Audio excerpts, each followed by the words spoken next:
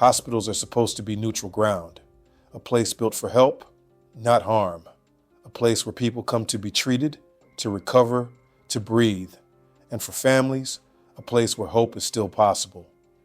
But across the years, there have been moments when gun violence reached places it shouldn't have.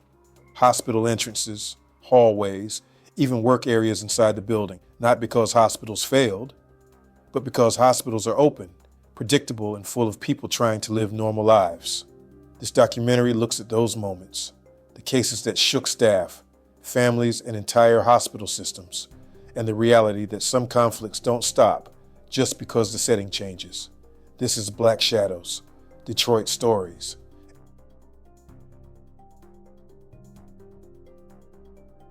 Hospitals are supposed to be neutral ground, the one place where violence stops, where whatever happened outside doesn't follow you inside. In Detroit, that line didn't always hold. Over the decades, gun violence reached hospital buildings, emergency room entrances, and hospital grounds, places meant for healing, not finishing business. This isn't one incident, it's a pattern. And if you're from Detroit, you already understand it, because these are the stories people remember long after the headlines fade. Before the late 1970s, violence tied to hospitals was more often reported near hospital grounds than inside the buildings themselves. That began to change. As conflicts became more personal and retaliation more urgent, the boundary weakened. People were followed. Arguments didn't stop, and violence reached hospital spaces. These cases didn't always dominate the news. Sometimes they were mentioned briefly. Sometimes they lived mainly through memory. But the shift was happening. Then came a case Detroit never forgot. In 1988, Richard Maserati Rick Carter, one of the city's most well-known drug figures, was shot during a street ambush. He survived. He was taken to Carmel Mercy Hospital, later part of the Sinai-Grace campus. For most people, that would have meant safety. It didn't. While Carter lay in his hospital bed, gunmen entered the hospital and shot him in the head, killing him inside his room. Police later described the killing as an execution. No one was immediately convicted. That moment changed how Detroit viewed hospitals, because it sent a clear message. Being hospitalized did not end a conflict. After cases like Maserati Rick, hospitals adapted, interior security increased, access points tightened, metal detectors became common. Violence adapted too. By the 1990s and early 2000s, police reports and local news showed an increase in shootings happening outside hospital buildings, at emergency room entrances, ambulance bays, and hospital doors. Hospitals became flashpoints, not because they caused violence, but because they were where everything converged. In February 2006, violence reached the front door. Two men approached the entrance of St. John Hospital in Detroit. According to police, an argument broke out. One man shot the other. A hospital security guard returned fire, killing the shooter at the entrance. The names of the men were not released publicly. But the location mattered. This wasn't a side street. This wasn't a parking lot. This was the front entrance of a hospital, where people walk in expecting safety.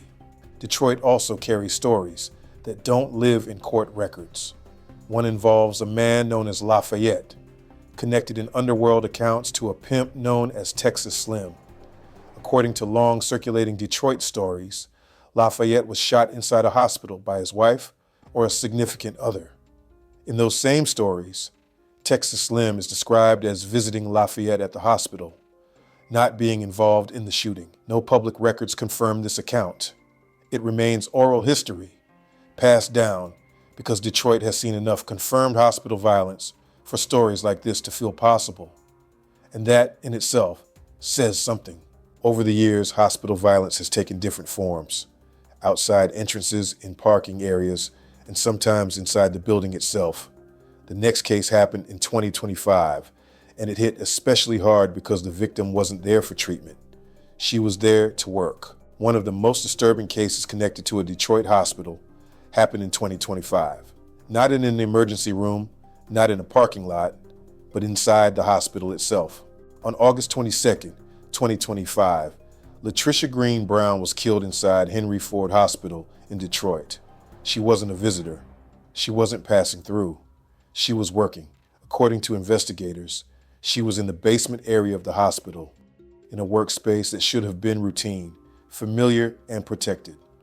Police said the person responsible was her ex-husband, Mario Dwayne Green. In the days that followed, the case moved quickly through the justice system. Prosecutors filed serious charges, including first-degree premeditated murder. And as details came out, what hit people the hardest wasn't just what happened, it was where it happened. Because a hospital is the last place a family expects to lose someone, especially someone who worked there, someone who was simply doing their job. This case didn't just shake one department, it shook the idea of what safe at work is supposed to mean inside a hospital. And it became another reminder that hospitals don't just treat the aftermath of violence. Sometimes they get pulled into the story themselves. Across decades, different hospitals, different circumstances, the structure stays the same. A conflict begins somewhere else. The hospital becomes the next destination.